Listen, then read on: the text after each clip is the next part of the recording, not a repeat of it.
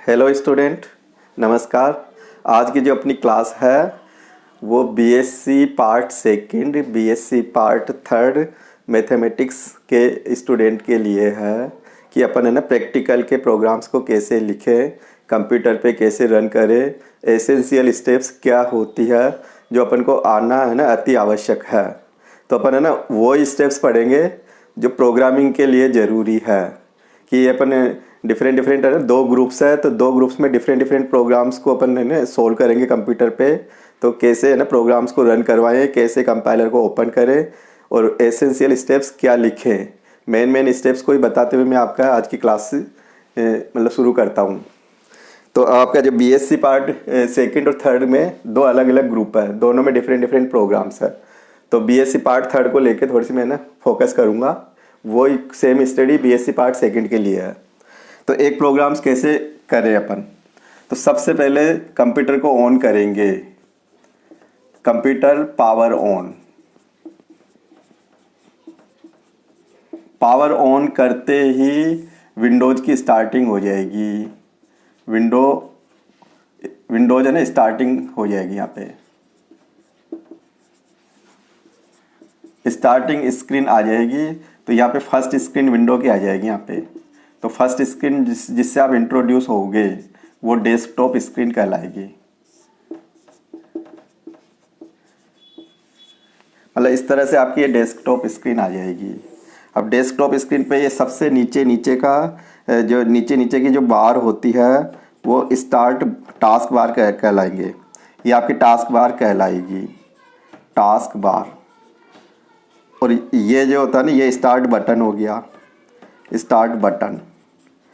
यहाँ पे आपके कुछ आइकन्स होते हैं, तो ये नोटिफिकेशंस एरिया है ना वो वाले आइकन कर दो। यहाँ पे कुछ ग्राफिकल इमेजेज होती है, तो ग्राफिकल इमेजेज होगी।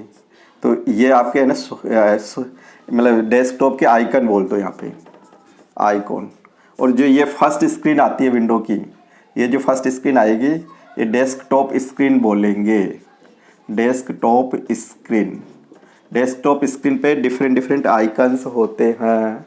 अब यहाँ पे क्या होगा कि ऐसे एक टर्बो सी प्लस प्लस का एक शॉर्टकट होगा, यहाँ पे टर्बो सी प्लस प्लस का शॉर्टकट होगा, टर्बो सी प्लस प्लस 3.0 या 4.0 नाम से। तो आपको सबसे पहले यही देखो कि सी लैंग्वेज में मेरे को प्रोग्रामिंग करनी है, तो आपको पहले कंप्यूटर ऑन करेंगे। ऑन करने पर विंडो की फर्स्ट स्क्रीन आएगी, तो ये डेस्कटॉप आते ही कंप्यूटर रेडी पोजीशन में है। या रेडी पोजीशन में आने के बाद फिर तुम्हारे ना प्रैक्टिकल के लिए आपका यहाँ सिलेक्शन होगा कि किस में करें। तो कई जगह हो सकता है प्रैक्टिकल देव सी प्लस प्लस में करवाएं, कई जगह हो सकता है प्रैक्टिकल कोड ब्लॉक्स में करवाएं, कई जगह हो सकता है practical turbo C plus plus में करवाएं। तो तुम कहोगे ये क्या है, तो फिर मैं कहूँगा कि ये कंपाइलर प्रोग्राम है। हर मतलब अलग अलग जगह पे आपको ये कंपाइलर अलग अलग वर्जन मिल सकते हैं। हो सकता है कि जैसे मैं अपने कॉलेज में देव सी प्लस प्लस में करवाऊँ, हो सकता है कि कहीं गवर्नमेंट कॉलेज में चले गए तो वहाँ कोई नया इन्वायरमेंट में करवा दे, देव सी प्लस प्लस में करवा दे। तो सभी में है ना प्रोग्राम लिखने की स्टाइल सेम रहेगी, कंपाइलेशन का थोड़ा सा ना ये प्रोग्राम्स चेंज हो सकता है। तो फिलहाल अपन ना टर्बो सी प्लस प्लस को लेके काम करेंगे। टर्बो सी प्लस प्लस में सी लैंग्वेज का प्रोग्राम भी रन होता है और सी प्लस प्लस का प्रोग्राम भी रन हो जाता है। टर्बो सी प्लस प्लस सी का ही एक्सटेंशन है कि टर्बो सी प्लस प्लस में सी लैंग्वेज का पूरा कोड अपन रन करवा सकते हैं और सी प्लस प्लस का कोड भी रन करवा सकते हैं। तो यहाँ पे अपन शॉर्टकट आइकन होगा, ये जो एरो होता है ना ये लेफ्ट हैंड के तरफ, तो ये शॉर्टकट आइकन का इंडिकेशन है ये। तो ये आपका एक शॉर्टकट आइकन है, ये इसको बोलते हैं अपन शॉर्टकट, जिससे कि डायरेक्ट सी प्लस प्लस का कंपाइलर को मैं ओपन कर सकता हूँ। शॉर्टकट आइकन है ये याद होना चाहिए कि स्क्रीन पे ये होगा। कई बच्चों को तो क्या होता है कंप्यूटर ऑन कर लेते हैं और उनको सी प्लस प्लस खोलना ही नहीं आता, तो खोलना नहीं आएगा तो फिर आप प्रैक्टिकल कैसे करोगे। तो सबसे पहले आपको टर्बो सी प्लस प्लस को खोलना तो आना चाहिए, ओपन करना। तो ओपन करेंगे, कंप्यूटर ऑन करेंगे, पावर का बटन है ना कैबिनेट के बीच में या साइड में आप देख सकते हो। पावर बटन को जैसे ही ऑन करेंगे विंडो का ना बूटिंग प्रोसेस शुरू हो जाएगा और विंडो की फर्स्ट स्क्रीन आ जाएगी। तो विंडो की जो फर्स्ट स्क्रीन से आप इंट्रोड्यूस होंगे वो डेस्कटॉप स्क्रीन कहलाएगी। डेस्कटॉप स्क्रीन पे टर्बो सी प्लस प्लस का ये शॉर्टकट आइकन होगा। अगर नहीं है तो यहाँ से स्टार्ट बटन को क्लिक करो। तो स्टार्ट पे जैसे मैं क्लिक करूँगा, जैसे यहाँ पे क्लिक करूँगा तो एक प्रोग्राम की लिस्ट खुलेगी। तो प्रोग्राम की लिस्ट खुलते ही फिर यहाँ पे आप देख लो कि टर्बो सी प्लस प्लस कहीं नाम है क्या लिस्ट में। अगर टर्बो सी प्लस प्लस नाम है तो डायरेक्ट वहाँ पे भी क्लिक कर सकते हो। और वैसे तो मैक्सिमम आपको शॉर्टकट आइकन यहीं पे मिल जाएगा। फिर शॉर्टकट आइकन पे जैसे ही क्लिक करोगे कि अपन है ना फर्स्ट स्क्रीन आ गई, फिर टर्बो सी प्लस प्लस के शॉर्टकट आइकन पे क्लिक करेंगे। तो क्लिक करेंगे यहाँ पे तो आपकी है ना ये स्क्रीन खुल जाएगी। इस तरह से एक डायलॉग बॉक्स एक विंडो खुल जाएगी। विंडोज़ में यहाँ पे है ना जैसे फाइल, एडिट है ना, ऐसे कंपाइल, ऐसे कुछ मेन्यू लिखे हुए आ जाएंगे। और यहाँ पे यहाँ प्रोग्राम फाइल का नाम आ जाएगा नो नेम है ना, जी यहाँ पे आ जाएगा CPP 01 CPP, इस तरह से नाम आ जाएगा। तो ये है ना एडिटर की स्क्रीन खुल जाएगी, ये एडिटर की स्क्रीन। फिर आप है ना इस स्क्रीन खुलने के बाद प्रोग्राम को टाइप करोगे कि अगर ये C++ की विंडो आ गई तो फिर ये ना एक ये पूरा ऊपर तो मेन्यू रहेगा। मेन्यूज को ओपन करेंगे तो रिलेटेड इसके सब मेन्यू खुलेंगे और फिर उसके अंदर आप शॉर्टकट कमांड ये सब कुछ वहाँ से देख सकते हो। और ये पूरी ब्लैंक स्क्रीन होगी ब्लू कलर की। तो इस ब्लू कलर की स्क्रीन को आते ही ये एक ब्लिंकिंग करेगा, तो ये कर्सर कहलाएगा, CURSOR। तो कर्सर आने के बाद अब फिर यहाँ पे आप है ना कोड को टाइप करो। तो कोड टाइप करूँगा और फिर यहाँ पे कोड को टाइप करके सेव करेंगे। सेव करके फिर कंपाइलेशन करेंगे, कंपाइलेशन करके फिर रन करवाएंगे। तो हो सकता है पहली बार में आप टाइप करोगे तो हो सकता है एरर्स आएगी। तो एरर को सॉल्यूशन करना, एरर को देखना, तो वो आपका है ना फिर डिबगिंग का प्रोसेस कहलाएगा। तो अपन देखें कि मिनिमम क्या स्टेप्स लिखें कि अपन को एसेंशियल जो स्टेप्स है वो प्रोग्रामिंग के बारे में थोड़ा नॉलेज होगा तो अपन है ना एसेंशियल स्टेप्स को समझ पाएंगे। तभी तो आप है ना प्रोग्राम्स का लॉजिक समझ पाओगे। अलग अलग तरह की प्रॉब्लम्स होगी। अब जैसे मैं तुमसे कह दूँ बाइसेक्शन मेथड का प्रोग्राम सी लैंग्वेज में कर दो, तो बाइसेक्शन मेथड में क्या होता है, एलजेब्रिक इक्वेशंस दे देंगे अपन को, फिर उसमें अपन को 2 रूट्स पास करेंगे, फिर कैलकुलेशन करके वहाँ से कुछ वैल्यू आएगी, फिर अपन फॉर्मूले में अप्लाई करके और फिर रिजल्ट्स चेक करेंगे। तो आपको जो भी प्रैक्टिकल एक्सपेरिमेंट दे तो पहले उस टॉपिक का पूरा नॉलेज होना ज़रूरी है कि कैसे कैलकुलेशंस होती है, कैलकुलेशंस करने के लिए क्या क्या अपने है ना स्टेप्स बनेगी, डेटा को कैसे रीड कर पाएंगे, डेटा को वेरिएबल में कैसे भेजोगे, फिर वेरिएबल में है ना मेमोरी में आने के बाद में कैसे प्रोसेस करोगे। तो ये पूरा प्रोसेस आपको आ जाना चाहिए। तो अपन आगे देखें कि एसेंशियल स्टेप्स क्या क्या लिखें जो ज़रूरी है, हर बच्चे को याद होना चाहिए। अब अपन देखें कि टर्बो C++ का कंपाइलर अपन ने ओपन कर लिया। ओपन करते एक है ना एडिटर खुल जाएगा। अब उसमें आप क्या टाइप करें, तो आपको है ना कैसे टाइप करें, कौन सी स्टेप्स आनी चाहिए वो देखें। तो सबसे पहले जो एसेंशियल स्टेप्स होगी कि एक तो आप है ना ये याद रख लो, ये ज़रूरी है।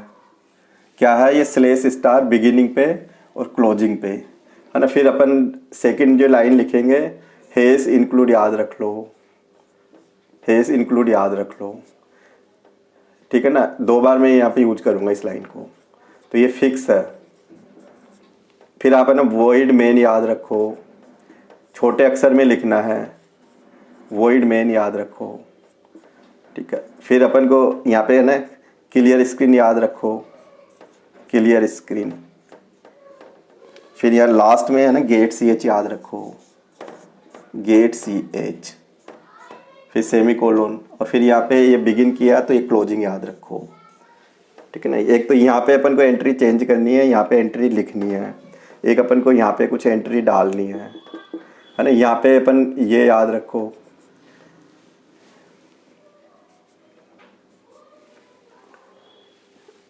तो कम से कम आपको है ना प्रोग्रामिंग करने के लिए कम से कम ये स्टेप्स तो है ना हर प्रोग्राम में कॉमन रहेगी। और एक अपना एक स्टेटमेंट और आएगा यहाँ पे, has define, has define.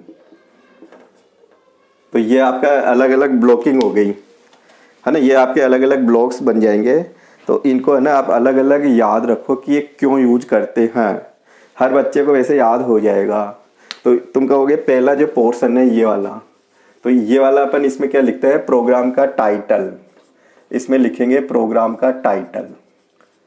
Programme heading कर दो आप, प्रोग्राम का हेडिंग यहाँ दे देंगे कि किससे रिलेटेड आप प्रोग्राम करोगे। तो आप पहली लाइन तो है ना, हमेशा प्रोग्राम का हेडिंग देखो कि न्यूटन रॉप्सन्स मेथड का करोगे, मैट्रिक्स मल्टीप्लिकेशंस का प्रोग्राम करोगे, तो यहाँ पे हेडिंग दे दो। हेडिंग कैसे देंगे, स्लेश स्टार और स्टार स्लेश। अब तुम्हारी गलती क्या होगी कि तुम है ना अभी तो इसको ना ऐसे लगा दोगे, ऐसे, तो ऐसे लगा दोगे तो एरर है वो। तो आपको ना स्टार और स्लेश ऐसे लगाना है, ओब्लिक। ये याद रखने का पॉइंट है, प्रोग्राम का टाइटल देने के लिए यूज करेंगे, सब बच्चों को याद हो जाना चाहिए। फिर सेकंड लाइन जो होगी, ये वाला पोर्शन है, ये वाला फिक्स है, हर प्रोग्राम में ये डालना ही है आपको। अब हैश इंक्लूड, हैश के साथ में और इंक्लूड के साथ में स्पेस नहीं होगा। हैश और इंक्लूड रेगुलर टच में होंगे। स्मॉल लेटर में लिखोगे, ध्यान देने का पॉइंट है, स्मॉल लेटर में लिखोगे हैश INCLUDE। तो ये क्या करेगा, ये लाइब्रेरी फाइल से कनेक्टिविटी देगा कि किसको, कंपाइलर जो प्रोग्राम्स होता है उसको लाइब्रेरी फाइल से जोड़ेगा। क्योंकि अब लाइब्रेरी फाइल किस में लिखते हैं, तो एक मैक्सिमम है ना, बच्चे यहाँ पे एरर करते हैं कि छोटा ब्रैकेट लगा देते हैं, जबकि ये छोटा ब्रैकेट नहीं है। ये क्या है, ये लेस देन का सिंबल्स है, ये ग्रेटर देन का सिंबल्स है, ये लेस देन का सिंबल्स है, ये ग्रेटर देन का सिंबल्स है। तो इसमें अपन क्या लिखेंगे, तो यहाँ पे हैश इंक्लूड में आप 3 फाइल, तो यहाँ अपने पूरे BSc second year, BSc third year, अपन यहाँ 3 फाइल से ज़्यादा कोई चौथी फाइल यूज नहीं करेंगे। तो 3 फाइल, 2 फाइल तो एसेंशियल हर प्रोग्राम में। तो पहला जो लिखोगे, तो यहाँ पे लिखूंगा मैं stdio.h, और दूसरा मैं लिखूंगा कौन io.h। ये अपन लिखेंगे stdio.h और कौन.h, और फिर ये जो एंगुलर ब्रैकेट है ना, ये ग्रेटर देन, ये लास्ट में क्लोजिंग पे हो जाएगा। तो ये अपना है ना फिक्स टाइटल है ये वाला, ये हर बच्चे को याद हो जाना चाहिए। और ज़्यादा से ज़्यादा एक फाइल और यहाँ पे इंक्लूड कर सकता हूँ, तो वो फाइल का नाम है ना, अगर यूज करें तो वो हैश इंक्लूड maths.h। ये भी अपन है ना यूज में ले सकते हैं। ये फाइल कब यूज में लेंगे तो तुमको थोड़ा नॉलेज होना चाहिए। maths.h फाइल कब मैं यूज में लूँगा, तो इसके लिए ज़रूरी है कि आपको SQRT, अगर ये फंक्शंस को यूज कर रहे हो कोडिंग में, है ना, या पावर फंक्शंस यूज करते हो, पावर है ना, या फेब्स फंक्शंस यूज करते हो, तो अपन को इस फाइल को यूज करना ही पड़ेगा। तो इसका क्या मतलब होता है कि स्क्वायर रूट की कैलकुलेशंस आ जाए तो अपन है ना SQRT फंक्शंस लगाते हैं इस कैलकुलेशन में। अगर अपन को पावर फंक्शंस जैसे x की पावर n आ जाए तो अपन ये पावर फंक्शंस लगाते हैं, ऐसे लगा देंगे इसको कि पावर बेस आएगा, फिर n आएगा, फिर ब्रैकेट बंद होगा, है ना। अगर अपन को एब्सोल्यूट वैल्यू कैलकुलेट करनी है, एब्सोल्यूट वैल्यू, तो ये फंक्शंस एब्सोल्यूट, तो ABS का जो नाम होता है एब्सोल्यूट। तो ये ऐसे कई बार अपन है ना मैथ्स में ऐसे लिखते हैं, तो अपन को है ना इसको C लैंग्वेज में कैसे लिखेंगे, तो इसको मैं ऐसे लिखूंगा FABS और यहाँ पे x माइनस वाई, कि इन दोनों का जो डिफरेंस होगा वो ऑलवेज पॉजिटिव होगा, कि ऑलवेज अगर नेगेटिव भी आएगा तो ऑलवेज ये पॉजिटिव में कन्वर्ट हो जाएगा। तो ये कन्वर्ट कौन करेगा, फंक्शंस एब्सोल्यूट ABS। तो अपन को है ना पूरे कोडिंग में ध्यान देने का पॉइंट है, पूरे कोडिंग में अगर मैथ्स से रिलेटेड कोई कैलकुलेशंस करनी है और कैलकुलेशंस फंक्शंस के थ्रू होती है, तो फिर अपन को maths.h फाइल यहाँ तीसरे नंबर पे डाल देंगे। तो पहले नंबर पे stdio.h, दूसरे नंबर पे conio.h और तीसरे नंबर पे ये यूज कर सकते हो। कब यूज करेंगे तो ध्यान देने का पॉइंट है कि SQRT आ जाए, पावर आ जाए, फेब्स फंक्शंस आ जाए, तो इसको अपन तीसरी स्टेप्स और लिख देंगे। तो यहाँ तक आपको कोई दिक्कत नहीं होनी चाहिए प्रोग्राम लिखने में। हैश इंक्लूड का क्या नाम है, तो इसका नाम होगा कि हैश इंक्लूड को अपन क्या बोलेंगे, इसको, तो इसको अपन C लैंग्वेज में एक बार याद रखना होगा। तो ये प्री प्रोसेसर है, प्री प्रोसेसर है ना, या compiler directive statement, compiler directive statement. हर बच्चे को याद हो जाना चाहिए कि इसका क्या नाम है सी लैंग्वेज में। और ये क्या है, ये लाइब्रेरी हेडर फाइल है ना। ये क्या है, ये लाइब्रेरी हेडर फाइल है। ये लाइब्रेरी हेडर फाइल है, लाइब्रेरी हेडर फाइल। तो एच क्यों लगा रखा है, ये हेडर फाइल का एक्सटेंशन होता है। ये फाइल अपन क्यों लगाते हैं, फंक्शंस को रन करवाने के लिए ज़रूरी हो जाता है। प्रोग्राम में क्या काम होता है, मेजर इनपुट आउटपुट का भी होता है। इनपुट आउटपुट के लिए फिर stdio.h। std का क्या मतलब हुआ, स्टैंडर्ड। आई का क्या मतलब हुआ, इनपुट। ओ का क्या मतलब हुआ, आउटपुट। .h का क्या मतलब हुआ, हेडर फाइल। और कौन io.h का क्या मतलब हुआ, कंसोल। कंसोल किसके लिए आता है, कीबोर्ड मॉनिटर के लिए, याद रख लेना। तो ये जो क्लियर स्क्रीन लगा रखा है, गेट ch लगा रखा है, ये किससे रन होंगे, ये कंसोल से रन होंगे। तो अपन को है ना प्रोग्राम की 2 स्टेप्स तो क्लियर हो जानी चाहिए। इन दोनों पूरी जो 3 लाइन बनती है प्रोग्राम की, ये लिंकिंग सेक्शन कहलाता है। क्या करता है, लाइब्रेरी फाइल से कनेक्टिविटी होती है, किसकी, कंपाइलर की। तो कनेक्टिविटी क्यों करें, क्योंकि ये डिफरेंट फंक्शंस अपन यूज करेंगे प्रोग्राम में। तो फंक्शंस को इवाल्युएट करने के लिए लाइब्रेरी फाइल इंक्लूड होनी चाहिए। अगर नहीं लगाएं तो क्या होगा, फिर ये फंक्शंस कंप्यूटर में अनडिफाइंड रहेंगे, कंपाइलर इनको पहचानेगा नहीं। तो इनकी आइडेंटिफाई करने के लिए हेस इंक्लूड चाहिए। तो आपको ये एंट्री समझ में आ जानी चाहिए।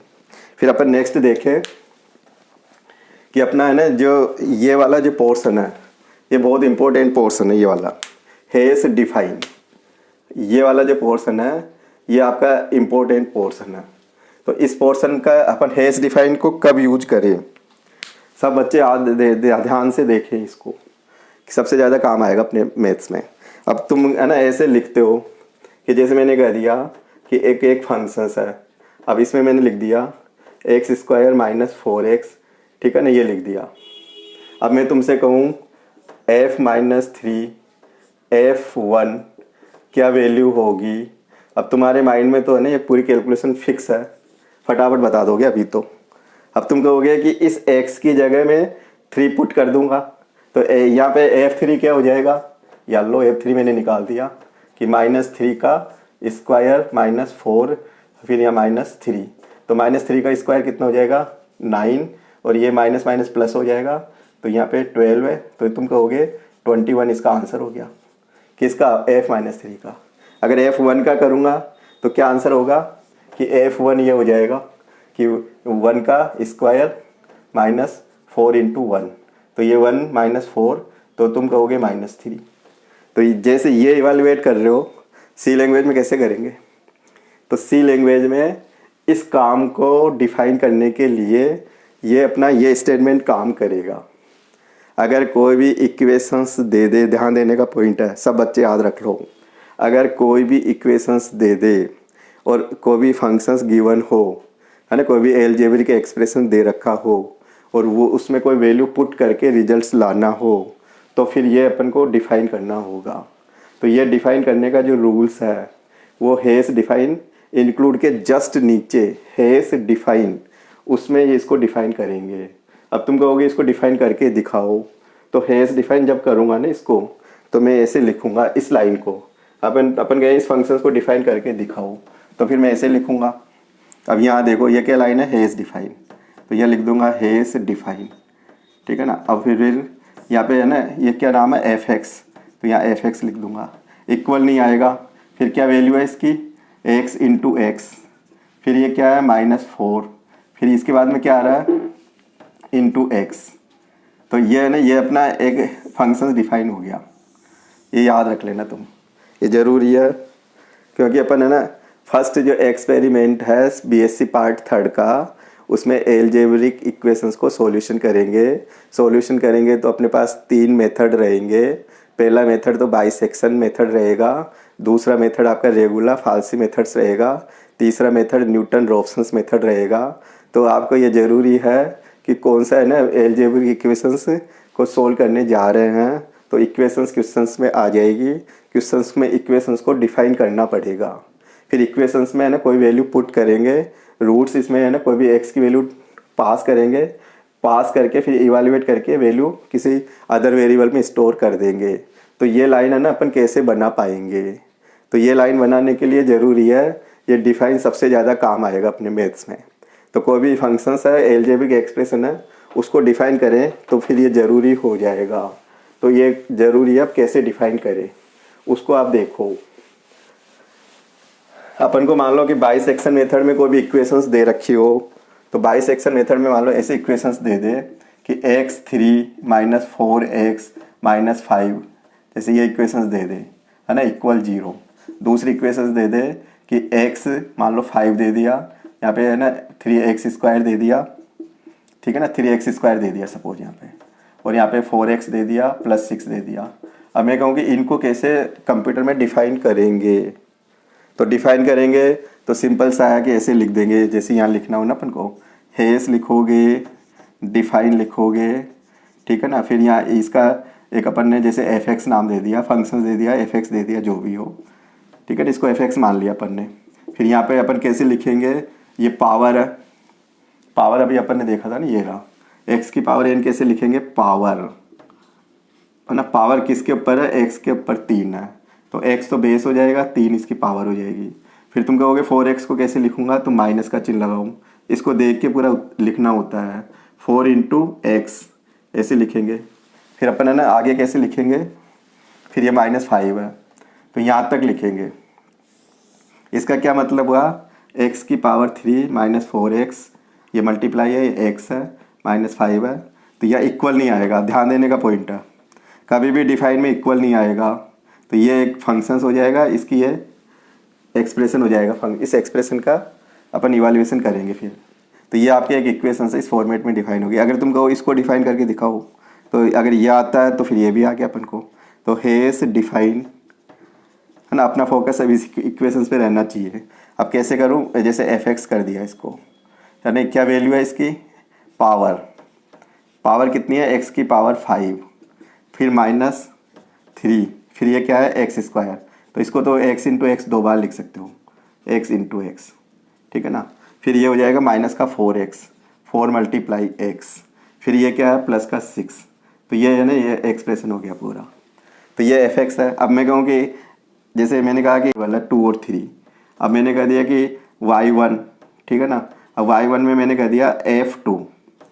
अब तुम क्या समझोगे, अब कंप्यूटर क्या करेगा, ये f2 का मतलब ये f रहा, ये f है, ये f है, तो ये है ना मैच करेगा, तो 2 को यहाँ पुट करेगा, तो f2 की वैल्यू इवाल्यूएट होगी इससे, इस एक्सप्रेशन से इवाल्यूएट होगी, और इवाल्यूएट होगी y1 में आ जाएगी। अब जैसे मान लो कि 3 को भी इवाल्यूएट करना है, y2, अब फिर मैं कहूँगा कि f3, तो ये क्या करेगा, x की जगह 3 को रिप्लेस कर देगा, फिर ये वैल्यू को 3 रख के और इवाल्यूएट करके ये रिजल्ट डाल देगा।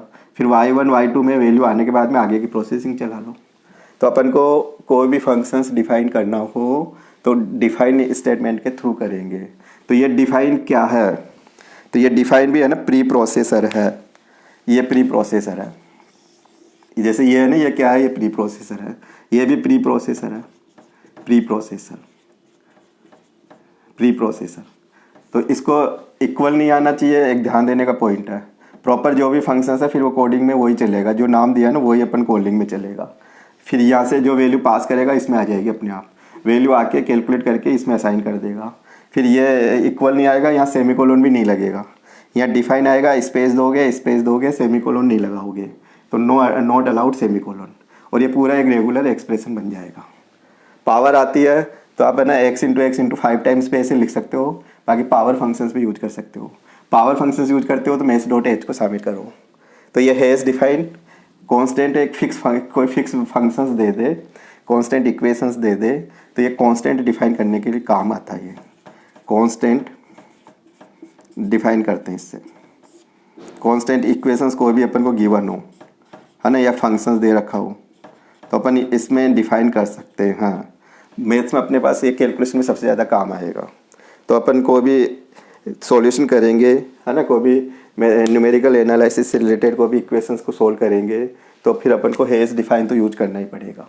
तो हैज़ डिफाइन में सिंपल सा जो एक टारगेट होता है ना कि फंक्शंस लिख दो या FUN लिख दो, यहाँ पे x लिख दो, फिर यहाँ पे जो भी उसकी इक्वेशंस बनती है दे रखी हो, तो यहाँ पे जैसे +3x, है ना, इस तरह से पूरी एक्सप्रेशन आ जाएगा। सेमीकोलन नहीं लगाना या नहीं लगाना। तो ये अपन को गिवन होगा क्वेश्चंस में, तो यही चेंज करना होगा, बाकी फॉर्मेट सेम रहेगा। हेस इंक्लूड से फिक्स रहेगा, ये फिक्स रहेगा। ये कब लगाएंगे? जब ये फंक्शंस आ जाएंगे। ये कब चेंज होगा? इक्वेशंस क्वेश्चन से देखो, क्वेश्चन से देखने के बाद में ये फंक्शंस बनेगा। फिर इसको इवालुएट कैसे करते हैं? तो ये कॉलिंग करेंगे ना ऐसे कि अगर वहाँ एफ यू एन है तो यहाँ पे भी एफ यू एन ही लिखना पड़ेगा। वो मैच नहीं खाएगा तो एरर आ जाएगी। तो ये 3 स्टेप्स तो फिक्स है, मैक्सिमम यूज होने वाली है। फिर अपन प्रोग्राम शुरू करेंगे, तो प्रोग्राम शुरू करेंगे तो फिर वॉइड मेन फंक्शंस आएगा। मेन क्या है? कंपलसरी है, एसेंशियल है, याद होना ज़रूरी है। इसके बगैर तो प्रोग्राम रन हो ही नहीं सकता। तो याद रख लो, वॉइड फिर स्पेस देंगे, फिर MAIN लिखूँगा, फिर उसके बाद है ना ये ब्रैकेट लगाऊंगा छोटे वाले। तो ये ज़रूरी है, ये आपको याद हो जाना चाहिए। यहाँ पे सेमीकोलन नहीं लगाना, अगर सेमीकोलन लगा दोगे तो एरर है ये, तो सेमीकोलन नहीं आएगा। वॉइड में यहाँ स्पेस दोगे। वॉइड अपने आप में एक कीवर्ड है, मेन अपने आप में एक फंक्शंस है। तो ये क्या है? अनिवार्य फंक्शंस है, कंपलसरी है। ये कंपलसरी फंक्शंस है, कंपलसरी फंक्शंस है। स्टार्टिंग यहीं से शुरू होती है। एसेंशियल है, एसेंशियल फंक्शंस है, लिखना ही पड़ेगा कि इसके बगैर तो प्रोग्राम रन हो ही नहीं सकता। तो ज़रूरी है मेन से ही शुरू करेंगे। और ये वॉइड अपने आप में है ना कीवर्ड है। वॉइड जो मैं लिख रहा हूँ यहाँ पे, ये अपने आप में है ना कीवर्ड है। वॉइड मीन्स होता है नथिंग। वॉइड का मतलब होता है नथिंग। नथिंग का मतलब होता है एम्प्टी। सब काम है ना इनसाइड होगा, आउटसाइड कुछ भी काम नहीं होगा। Empty data. फिर अपन को मैक्सिमम जो प्रोग्राम करेंगे ये ज़रूरी है, याद रख लो कि ये बिगिन आएगा। ये वॉइड मेन का ना बिगिन कहलाता है। तो बिगिन का मतलब यहाँ से शुरू है, तो ये ब्रेसेस यूज करेंगे। ये प्रोग्राम का क्लोजिंग आएगा कि प्रोग्राम जब ख़त्म होगा तो लास्ट में ये तो नज़र आना ही चाहिए। अगर ये नहीं लगाओगे तो प्रोग्राम रन नहीं होगा, तो ये ज़रूरी है। फिर तुम कहोगे यहाँ क्या लिखेंगे? तो यहाँ ना अपन पूरा डेटा पार्ट लिखेंगे। या डेटा को क्या क्या डेटा यूज करोगे, तो यहाँ डेटा पार्ट आएगा। और यहाँ पूरा यहाँ क्या लिखेंगे? यहाँ पूरा प्रोग्राम का लॉजिक होगा। यहाँ प्रोग्राम का लॉजिक होगा, एग्जीक्यूशंस पार्ट होगा, प्रोग्राम लॉजिक है ना। अब प्रोग्राम लॉजिक में क्या होता है कि प्रोग्राम लॉजिक में ना 3 काम मेजर होता है। एक तो इनपुट होता है, प्रोसेस होता है, प्रोसेस के बाद में ना आउटपुट बनता है, आउटपुट बनता है। अब इनमें ये स्टेप्स लिखने के लिए अपन को कितना क्या आना चाहिए। अब डेटा पार्ट है, ये डिपेंड करेगा कि कैलकुलेशंस में क्या क्या डेटा लेना होता है, कि कितने तो रूट्स लेंगे, कैसे इवाल्यूएशन करेंगे, कंडीशन कैसे चेक करेंगे तो कौन सी वैल्यू को लेके मैं काम करूँगा। तो पूरा डेटा पार्ट यहाँ डिफाइन करो। क्लियर स्क्रीन के जस्ट ऊपर फिर क्लियर स्क्रीन लिखो, फिर पूरा एग्जीक्यूशंस लिखो। अब एग्जीक्यूशंस में मेन स्टेटमेंट क्या क्या आते हैं। अब तुम काम करोगे एनए का। एनए मतलब समझ गए? न्यूमेरिकल एनालिसिस है ना। तो न्यूमेरिकल एनालिसिस में क्या क्या होता है? तो मैट्रिक्स के पूरे ऑपरेशन।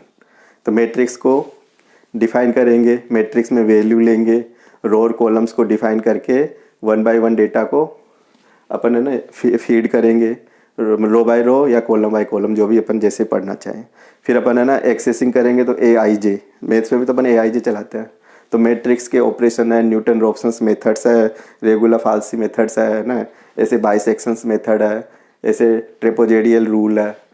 सेकेंड ईयर में भी चले तो बेसिक्स कई सारे प्रोग्राम्स अपने पास। तो डेटा पार्ट तो आएगा ही। तो क्या डेटा पार्ट आएगा? पूरा प्रोग्राम्स का व्यू माइंड में रहना चाहिए, कैसे कैलकुलेशन होती है वो माइंड में रहना चाहिए। अब प्रोग्रामिंग करेंगे तो मेन स्टेप्स कौन कौन सी याद रखें। अब अपन 3 तरह का डेटा तो कम से कम यहाँ यूज करेंगे, 3 तरह का डेटा कम से कम यूज करेंगे।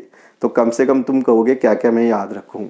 तो जब भी डेटा मैं याद रखूँगा ना, तो एक तो तुमको ये टर्म्स याद रखनी है कि डेटा का टाइप जो होगा कि किस प्रकार की वैल्यू में यूज करूँगा, कि आप है ना किस प्रकार की वैल्यू यूज करोगे, किस प्रकार की value, which types of value use करेंगे। तो ये कंपाइलर को कैसे समझाओगे। तो अपने पास है ना एक तो इंटीजर, एक तो ये चलेगा, एक अपने पास फ्लोट शब्द ज़्यादा आएगा है ना, एक अपने पास डबल आएगा। डबल या लॉन्ग डबल आएगा, लॉन्ग डबल, है ना। ये ज़्यादा से ज़्यादा अपने पास लॉन्ग इंटीजर आ सकता है। 4 तरह का डेटा के अलावा अपन कुछ भी यूज नहीं करने वाले। तो ये क्या है, ये याद रख लो, ये सी लैंग्वेज का डेटा टाइप है। मैथ्स के अंदर अपन यही डेटा यूज करेंगे। अब इंटीजर की क्या मीनिंग होती है? इंटीजर होता है ना पूर्णांक। इंटीजर पूरा इसका अर्थ हो गया इंटीजर। तो इंटीजर को अपन हिंदी में बोलते हैं पूर्णांक। पूर्णांक का मतलब होता है जिसमें फ्रैक्शनल पार्ट नहीं होता। और रियल को अपन क्या बोलते हैं? Real number. या फ्लोट को बोलते हैं रियल नंबर। रियल नंबर अब मैथ्स में शुरू से पढ़ते आ रहे हैं, समझाने की ज़रूरत नहीं है तुमको। और डबल होता है साइज में, है ना, एक्यूरेसी बढ़ जाती है। ये दोनों सेम है, या तो लॉन्ग डबल लिख दो या डबल लिख दो, दोनों की सेम मीनिंग है। ये लॉन्ग इंटीजर, ये बड़ा इंटीजर मान लो। अगर कोई वैल्यू है ना, अगर ये वैल्यू है ना, इंटीजर वैल्यू एक्सीड हो जाए, ग्रेटर हो जाए 32,767 से, तो उसको पर फिर अपन लॉन्ग इंटीजर में मान के चलते हैं। जैसे 33,000 आ जाए, एक भी वैल्यू इससे बड़ी हो गई तो उसको फिर लॉन्ग इंटीजर मान के चलो। और ये डबल कब करते हैं कि पॉइंटों में अगर अपन को 14 स्थान तक, 14 डिजिट तक अगर डेसिमल का एक्यूरेसी चाहिए पॉइंटों में, तो फिर अपन लॉन्ग फ्लोट करके चलेंगे, है ना। यहाँ पे लॉन्ग फ्लोट करके चलेंगे, डबल नहीं, लॉन्ग फ्लोट करके चलेंगे अपन, लॉन्ग फ्लोट। तो फ्लोट का भी है ना लॉन्ग कर दिया, तो यहाँ ये इसमें बाय डिफ़ॉल्ट 6 डिजिट ये डेसिमल के रखता है इसमें रियल वैल्यू में। तुम कहोगे पॉइंटों में कितना स्थान लेके चलेगा कंप्यूटर, तो मैं कहूँगा 6 डिजिट ये यूज करेगा। लॉन्ग फ्लोट कितना करता है? ये 12 डिजिट तक की एक्यूरेसी रखता है रिजल्ट में। तो ये क्या है कि जब काम करेंगे तो इन डेटा टाइप के थ्रू वेरिएबल्स को मैं रेस्ट्रिक्ट करूँगा कि आपका जो ये इक्वेशंस अपन यूज करेंगे ये किस किस तरह की वैल्यू को रख पाएगा, कैसे समझाऊँ मैं कंप्यूटर को। तो कंप्यूटर को समझाने के लिए INT, फ्लोट, डबल ये मैं यूज करूँगा। अब कैसे यूज करोगे? अब सपोज मान लो मेरे को यहाँ यूज करना है, तो यहाँ पे देखो, सपोज मेरे को यहाँ यूज करना है, जैसे मैंने लिख दिया इंटीजर, जैसे n ले लिया, कोई भी स्टेप्स वैल्यू कर दो। फिर मैंने कर दिया फ्लोट, फ्लोट में मैंने x0 ले लिया, x1 ले लिया, है ना, x2 ले लिया, y0 ले लिया, y1 ले लिया, y2 ले लिया। तो तुम कहोगे ये क्या है? ये है ना, ये अपने डेटा पार्ट है, डेटा के नाम है। ये किस तरह की वैल्यू रखेंगे? तो ये है ना x0 में फ्लोट टाइप की वैल्यू कोई भी आ सकती है, जैसे 2.3, 1.3, है ना। x1 में कोई दूसरी वैल्यू आ सकती है, x2 में कोई तीसरी वैल्यू आ सकती है। तो ये अलग अलग वेरिएबल्स है। तो ये क्या है? वेरिएबल्स की लिस्ट है। और ये क्या है? ये डेटा टाइप है। तो अपन को मैथ्स में मिनिमम जो सीखना है प्रैक्टिकल में, तो एक तो ये है ना, ये तो डेटा टाइप, और ये क्या है? ये वेरिएबल है। क्योंकि काम करते हैं तो पॉलिनोमियल्स है, कोई भी है ना, एल्जेब्रिक इक्वेशंस है, तो उनको अपन वेरिएबल लेके ही डेटा को समझा पाएंगे। तो ये वेरिएबल्स लिस्ट है पूरी। तो जितने भी वेरिएबल होंगे कॉमा से सेपरेट होंगे और ये सेमीकोलन से टर्मिनेट होगा। कोई भी जब स्टेटमेंट ख़त्म हो जाए तो सेमीकोलन लगाना अपन को, है ना। मेन के आगे सेमीकोलन नहीं लगता, याद रखने का पॉइंट है। तो डिफाइन में कभी भी सेमीकोलन नहीं लगता, याद रखने का पॉइंट है। इंक्लूड में भी कभी भी सेमीकोलन नहीं लगाना, ये लेस देन ग्रेटर देन के चिन्ह लगा। डॉक्यूमेंट टाइटल लिखेंगे तो स्लेश स्टार स्टार स्लेश ये लगाना है। फिर ये है ना, ये यूज करेंगे अपन वेरिएबल का डिक्लेरेशन। अब अगर मान लो तुमसे कह दे कि 2 मैट्रिक्स का एडिशन करो, तो कैसे करोगे? कि 2 मैट्रिक्स का एडिशन करना हो अपन को, तो फिर मैं कहूँगा कैसे करूँगा मैं? तो फिर यहाँ डेटा पार्ट क्या लेके चलूँ?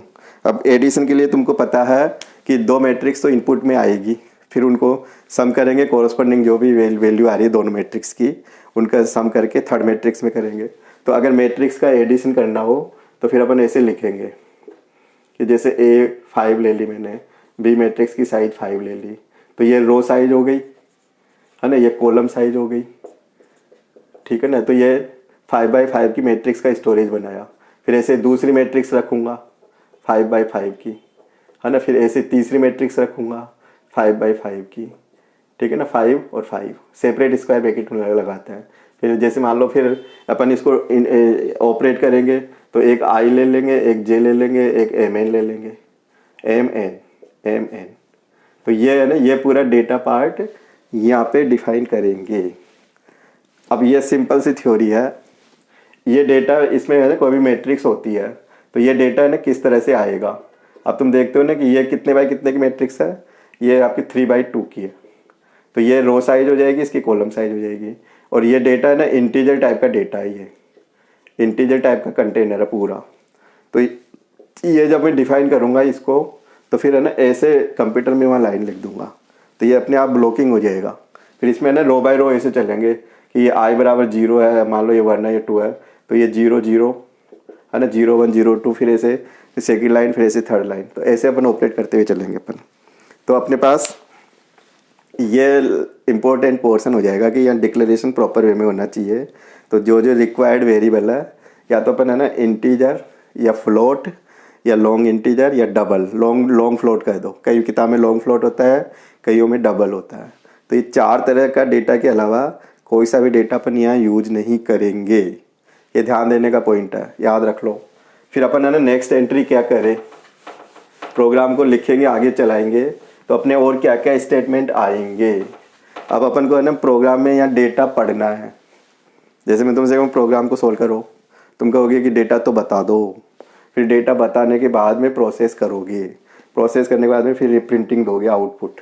तो ये डेटा कैसे बताऊंगा, कैसे दिखाऊंगा, तो उसके लिए फिर अपन को है ना ये काम करेंगे। तो ये 2 फंक्शन सबसे ज़्यादा काम आएंगे, याद रख लो। एक तो होता है स्कैनफ और एक होता है प्रिंटफ। अपन पूरी कोडिंग में इन 2 ही फंक्शंस को यूज करेंगे। कोई सा भी यार BSc second year, BSc third year, data को अगर पढ़ना हो, वेरिएबल की वैल्यू को पढ़ना हो, तो फिर अपन है ना ये यूज करूँगा, स्कैनफ, याद हो जाना चाहिए, SCANF। और प्रिंटफ, जैसे अपन मुंह से बोलते हैं तो अपने वर्ड निकलते हैं, कंप्यूटर कैसे लिख के दिखाएगा अपन को।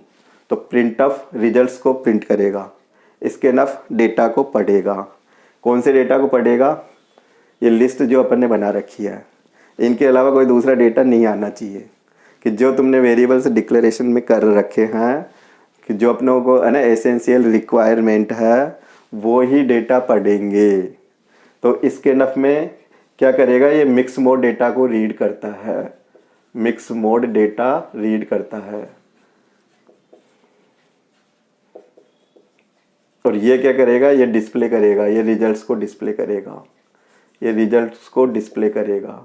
डिस्प्ले कहाँ करेगा, मॉनिटर पे। और ये डेटा कहाँ से लेगा, ये कीबोर्ड से लेगा। तो ये कीबोर्ड से रिसीव करेगा, ये मॉनिटर पे सेंड करेगा। अब ये क्या डेटा पढ़ेगा, जो वेरिएबल्स में अपन लेना चाहेंगे। कहाँ से लेना चाहेंगे, कीबोर्ड से। तो कौन से डेटा ले सकता हूँ मैं, कि इनके थ्रू मैं इंटीजर डेटा पढ़ सकता हूँ, इनके थ्रू मैं फ्लोट डेटा को पढ़ सकता हूँ, इनके थ्रू मैं है ना लॉन्ग इंटीजर डेटा पढ़ सकता हूँ, इनके थ्रू मैं है ना long double data, long float पढ़ सकता हूँ। तो लॉन्ग फ्लोट डेटा ये ना कैसे पढ़ेंगे। तो ऐसे एक बार याद रखने का पॉइंट है कि तुम है ना एक बार याद रखो कि इंटीजर डेटा मैं कैसे पढ़ूंगा, स्कैनफ से, प्रिंटफ से है ना ये डेटा कैसे प्रिंट कराऊंगा। तो जब भी डेटा को पढ़ूं, यानी कि वेरिएबल्स को जब भी मैं पढ़ूं, कोई भी कांस्टेंट वैल्यू को मैं प्रिंट करवाऊं, इंटीजर को या फ्लोट को या कैरेक्टर को, तो फिर अपन को ना एक इनके अलावा एक एक्स्ट्रा और यूज करना पड़ेगा इसके अंदर ही। कि जब भी कोई डेटा स्कैनफ से पढ़े, 1 वेरिएबल, 2 वेरिएबल, 3 वेरिएबल, तो फिर अपन को है ना एक इनके फॉर्मेट कैरेक्टर है ये। तो इंटीजर के लिए जो फॉर्मेट कैरेक्टर दे रखा है ना, ये याद रख लो। फ्लोट के लिए क्या याद रखना होगा, F याद रखो। लॉन्ग इंटीजर के लिए क्या याद रखना है, LD याद रखना है। लॉन्ग फ्लोट के लिए क्या याद रखना है, LF याद रखना है। तो इन ये फॉर्मेट कैरेक्टर कोड है, फॉर्मेट कैरेक्टर कोड। इनका यूज अपन है ना जब अपन इसके ना प्रिंटफ में वैल्यू पढ़ते हैं, वेरिएबल्स को पढ़ते हैं, तब करेंगे। ये इनका यूज है ना स्कैनफ और प्रिंटफ, उनके अलावा कहीं पे भी यूज नहीं होता। तो फिर ये ज़रूरी है, ये याद होना ज़रूरी है। अब तुम कहोगे कैसे इनके सिंटेक्स होते हैं, तो स्कैनफ का एक बार याद रखो, पूरे कोडिंग में यही चलेगा कि स्कैनफ मतलब डेटा को पढ़ो, प्रिंटफ का मतलब मैसेज को स्क्रीन पे लगाना हो, डिस्प्ले करना हो। तो प्रिंटफ, तो पहले क्या पढ़ेंगे, तो जैसे मैंने कह दिया कि enter the initial two root, जैसे मैंने लिखा प्रिंटफ एंटर कोटेशन में, enter the initial two root, या टू वैल्यू कह दिया, टू रूट्स कह दिया, ठीक है ना ये। और लाइन बदलने के लिए \n है। अब ये मेरा एक मैसेज हो गया, डबल कोट्स में लगा दिया, ये डबल कोट्स में लगा दिया। अब तुम कहोगे पढ़ूँ इसको, तो पढ़ूंगा तो कैसे पढ़ूंगा? अब स्कैन इसके जस्ट नीचे आ जाएगा, SCANF। अब कितना डेटा है कि अपने पास है ना 2 डेटा है, तो ये है ना D लगाओ। इंटीजर के लिए D याद रखो, फ्लोट के लिए F याद रखो, लॉन्ग इंटीजर के लिए LD याद रखो, लॉन्ग फ्लोट के लिए LF याद रखो। अब 2 वेरिएबल मान लो कि अपने इंटीजर टाइप के या फ्लोट टाइप के, सपोज ये फ्लोट टाइप के, तो यहाँ अपन को F लगाना पड़ेगा। ये %F गैप नहीं होगा, %F, फिर ये कोटेशन लगाए ना, ये बंद करो, तो ये ज़रूरी है। फिर जितने भी वेरिएबल आएंगे कोटेशन के बाहर आएंगे। तो पहला वेरिएबल क्या है, जैसे x0, तो एंड लगा के पढ़ते हैं अपन, और फिर x1 एंड लगा के x1, ये मेमोरी लोकेशन को रेफर करता है। तो ये अपन को आ जाना चाहिए। कई बार कंडीशंस लगा दी, फिर कह देते हैं कि रूट्स आर अनसूटेबल या मैट्रिक्स इज, तो ये डबल प्रिंटअप से चलेगा। जब अपन को डेटा पढ़ना हो तो इसके नफ का यूज करो। जैसे कई बार होता है ना कि एंटर द टॉलरेंस वैल्यू, तो एक डेटा पढ़े एक बार F लगाओ, 2 डेटा पढ़ूंगा 2 बार F लगाओ। अगर कौन कौन से वेरिएबल में पढ़ोगे तो एंड के साथ यूज करो। और जब प्रिंट करूंगा डेटा को तो एंड नहीं आएगा। जैसे कई बार मान लो कि x2 का रिजल्ट प्रिंट कराना अपन को, तो मैं ऐसे लिखूंगा, प्रिंटअप छोटे अक्षर में होगा, F इसके साथ जॉइंट है, रेगुलर वर्ड है, फिर ब्रैकेट आएगा, फिर कोटेशन में जैसे x2 बराबर, अब यहाँ वैल्यू लगानी है। अब कौन सी वैल्यू लगानी है? फ्लोट वैल्यू लगानी है, तो याद हो जाना चाहिए फ्लोट F। अब फिर मान लो कि वैल्यू यहाँ प्रिंट होके लाइन नीचे आ जाए कर्सर, तो ये बैकस्लैश है, इसमें भी मैक्सिमम गलतियाँ कर देते हैं। बैकस्लैश एन है ना, ये बैकस्लैश लगेगा फिर एन लगेगा, ऐसे नहीं लगाना, मतलब ऐसे वाला। इन दोनों में रात दिन का अंतर है। तो ये तो अपना स्लैश होता है, ये बैकस्लैश होता है। फिर यहाँ कोटेशन को बंद कर दो। अब ये x2 को मैं प्रिंट कराना चाहूँगा, तो यहाँ x2 को प्रिंट करा दिया, ये ब्रैकेट लगाओ, फिर सेमीकोलन लगाओ, तो ये प्रिंटअप में अपने आप में x2 बराबर ये रिजल्ट यहाँ लगा देगा। x2 का जो भी रिजल्ट आएगा यहाँ प्रिंट कर देगा कि 3.4.6 है ना, जो भी आ रहा है। तो ये इसके नफ डेटा को पढ़ो, प्रिंटअप रिजल्ट्स को मॉनिटर पे लगा दो। तो ये प्रोग्रामिंग में सबसे ज़्यादा नज़र आएंगे तुमको। तो ये है ना, इसके नफ से इनपुट लेते हैं, प्रिंटअप से डिस्प्ले रिजल्ट्स लेते हैं अपन। हो सकता है कि अपन को मैसेज बनाना हो तो फिर इनका यूज नहीं होगा।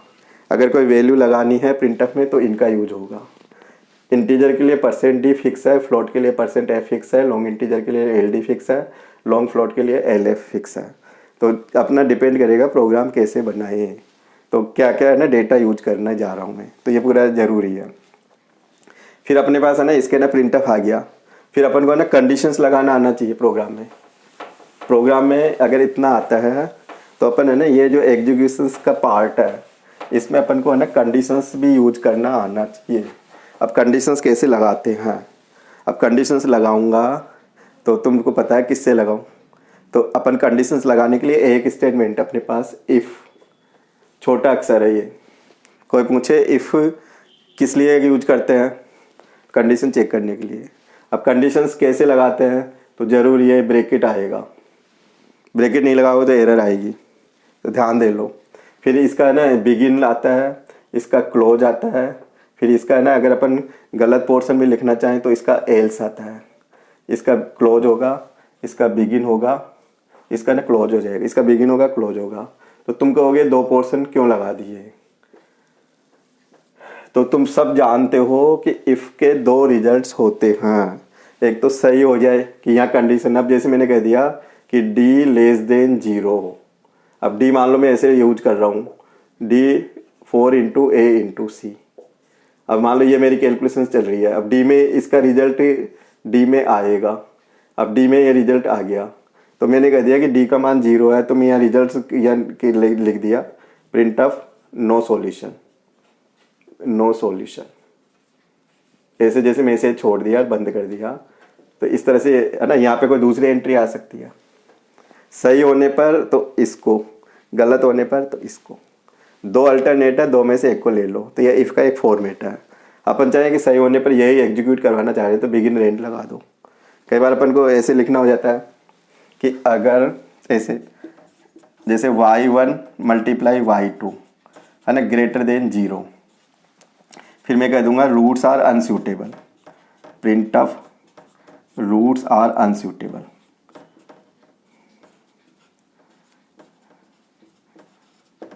अब यह मैसेज को प्रिंट करके अपन मान लो क्लोज करना चाह रहा हूँ तो यहाँ पे क्लोज हो जाएगा।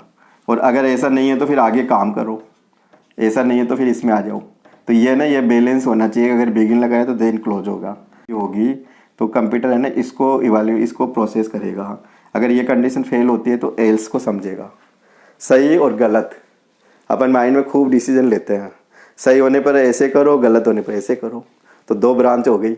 अब सही गलत को कैसे सेपरेट करोगे, तो गलत को एल से ले लेते हैं अपन और सही को एल्स के ऊपर ले लेते हैं। तो ये इफ़ का एक है ना, जब भी कंडीशन लगाऊं तो इफ़ के बारे में तुम्हारा नॉलेज हो जाना चाहिए।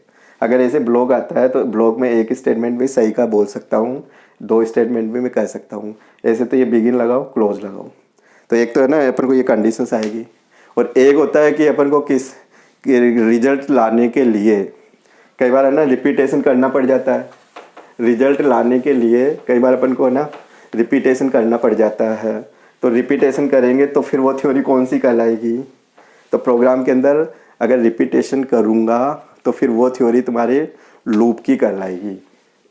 लूप का मतलब होता है रिपीट करना।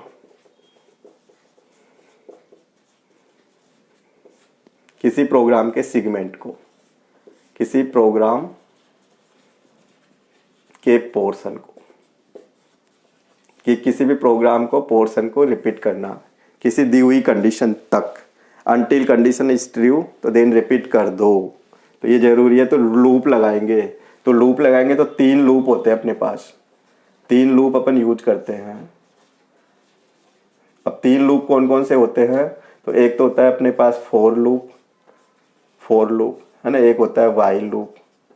तो अपने है ना जब कोडिंग में अपन देखेंगे तो अपने पास है ना 2 लूप तो जरूरी है, ये तो याद होना चाहिए। एक तीसरा होता है डू लूप। तो ये याद रख लो, लूप है ना एक साइक्लिक प्रोसेस चलाता है। तो अपन या तो फॉर लूप याद करेंगे या वाइल लूप याद करेंगे। तो फॉर लूप क्या होता है कि रेगुलर को भी, जैसे मैं कहूँ कि आई को 0 से लेके है ना इस 10 तक चलाओ, कि आई की लास्ट वैल्यू 10 है, तो 0 से स्टार्ट करो, फिर 1 लेके आओ, फिर 2 लेके आओ, फिर 3 लेके आओ। तो तुम लूप चलाओगे ना तो ऐसे चलाओगे कि फॉर शुरू कहाँ से करूँ। जैसे मैं कहता हूँ कि आई को 0 से कर दो, तो ये शुरू हो जाएगा। कब तक चलाऊँ, 10 तक चला दो, इक्वल 10 तक है ना, और एक एक से बढ़ते जाओ। तो ये प्लस प्लस कर दिया, और फिर यहाँ बिगिन कर दिया या क्लोज कर दिया, तो ये लूप कहलाएगा। तो लूप चलाना अपन को आना चाहिए। वाइल लूप को भी चलाए अपन, तो वाइल लूप को चलाएंगे तो वाइल के लिए भी अपन को रूल रेगुलेशन आने चाहिए। अगर वाइल लूप को चलाना हो अपन को तो वाइल ऐसे यूज करेंगे कि वाइल जैसे एन का मान 0 नहीं होना चाहिए। फिर यहाँ पे ना स्टेटमेंट आ जाएंगे, यहाँ पे ना इनिशियल वैल्यू एन मान लो 100 ले लिया मैंने, तो ये शुरू की वैल्यू है, ये कंडीशन होती है। फिर कब तक चलाओगे, तो ये एक साइक्लिक प्रोसेस बन जाएगा। जैसे कई बार लेता ना कि आई बराबर 0, फिर मैंने कह दिया कि वाइल आई का मान 10 से बिलो होना चाहिए, फिर मैंने कह दिया प्रिंट है ना, फिर मैंने यहाँ %d करवा के यहाँ पे आई को प्रिंट करा दिया, ठीक है ना, सेमीकोलन, फिर आई प्लस प्लस कर दिया, और फिर मेरा ये क्लोज हो गया। तो ये ना शुरू, ये कंडीशन, ये आपका लूप में चलेगा, आगे बढ़ेगा। तो ये ऐसे लूप बनते हैं ये। तो 3 लूप याद होते हैं, एक बार इनका फॉर्मेट याद रखना पड़ेगा।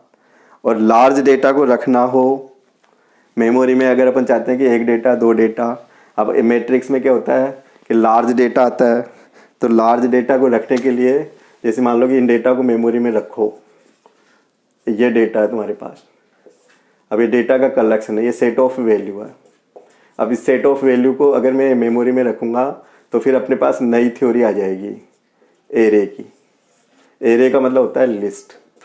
तो इसको फिर डेटा को रखने के लिए फिर अपन है ना ऐसे यूज करेंगे, इंटीजर। अब जैसे ए नाम दे दिया, जैसे 100। अब इसका ये मतलब होता है कि ए के अंदर मैं 100 डेटा रख सकता हूँ, तो एरे की थ्योरी आ जाएगी। तो मेन जो स्टेप्स है वाइवा के लिए ज़रूरी है, अगर प्रैक्टिकल करते हो तो ये तुमको मेन स्टेप्स का नॉलेज ज़रूरी है। तो आज की क्लास में मैं तुमके प्रोग्रामिंग से रिलेटेड जो बेसिक्स रिक्वायरमेंट है वो तुम्हारे माइंड में फिक्स हो जानी चाहिए। प्रोग्राम लिखेंगे तो स्ट्रक्चर को फिक्स एक बार माइंड में याद रखो। अगर मान लो पूरा कोड भी नहीं आता है तो कम से कम इतना है ना, बेसिक स्टेप्स तो तुमको आनी चाहिए कि अपन देख के भी लिखे तो सही लिखे, गलत नहीं होना चाहिए प्रोग्राम। तो इतना आप सीख जाओगे। अब अपन को है ना रन करवाने के लिए है ना कुछ एडिटिंग करें तो उसके लिए क्या क्या है ना कमांड्स होते हैं, तो वो और देखो। अब कुछ कमांड्स तुम लिखना चाहो लिख सकते हो, फिर नेक्स्ट क्लास में तुमको एक प्रैक्टिकल प्रोग्राम में बताऊंगा। तो एक तो होता है अपने पास F2 फंक्शंस की होती है सबसे टॉप लाइन। F2 होता है प्रोग्राम को सेव करो। सबसे अच्छी प्रैक्टिस सेव करने की होनी चाहिए, सेव द प्रोग्राम। ये फाइल का नाम दोगे तो यह फाइल का नाम है ना 8 कैरेक्टर से ज़्यादा बड़ा नाम नहीं होना चाहिए, स्पेस अलाउ नहीं करेगा। अल्फ़ाबेट से शुरू करोगे, रूल है 8 कैरेक्टर रेगुलर वर्ड होना चाहिए सेव करने में। 8 से ज़्यादा दोगे तो कंप्यूटर अलाउ नहीं करेगा। तो अपन को सेव करने के लिए F2 किया है, एक बॉक्स खुलेगा डायलॉग बॉक्स, एक डायलॉग बॉक्स खुलेगा।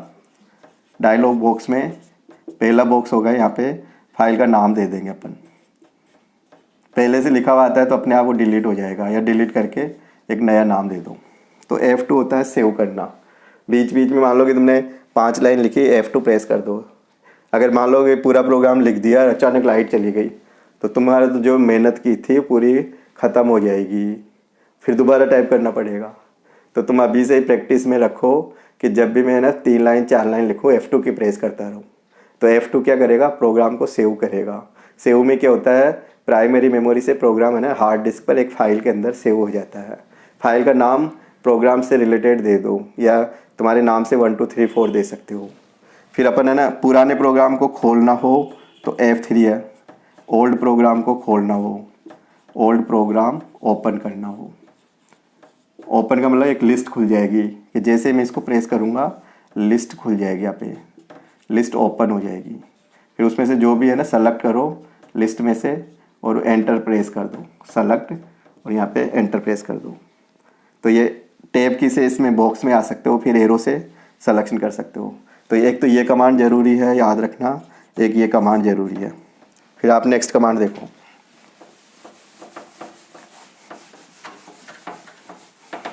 फिर अपन है ना कंपाइलेशन करें तो अल्ट की अपने पास कीबोर्ड पे दोनों तरफ होती है, तो F9। इससे क्या होता है, प्रोग्राम कंपाइलेशन करेगा, कंपाइल प्रोग्राम। कंपाइल में क्या होता है, ये एरर चेक करेगा, एरर को चेक करेगा। अगर एरर फ्री होगा, if no error, no error, कोई भी एरर नहीं है तो लास्ट में है ना सक्सेस की लाइन आ जाएगी। Success, SUCCESS, success.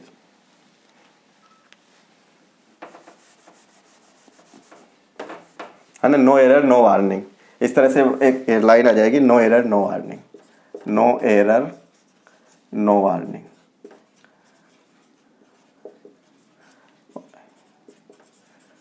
SUCCESS, success, जो भी है इसके स्पेलिंग। तो अल्ट F9 से आपका ये प्रोग्राम कंपाइल होगा। फिर रन करना हो तो कंट्रोल F9, CTRL की होती है कंट्रोल की, और F9 ये रन के लिए होता है। ये प्रोग्राम को रन करवाना हो तो ये रन के लिए होता है, ठीक है ना। और अपन को प्रोग्राम की अगर आउटपुट की स्क्रीन को देखना है तो फिर अपन है ना अल्ट F5,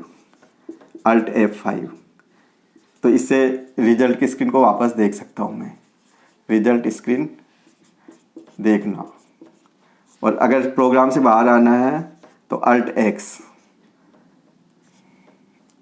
से प्रोग्राम से क्विट हो जाएंगे अपन।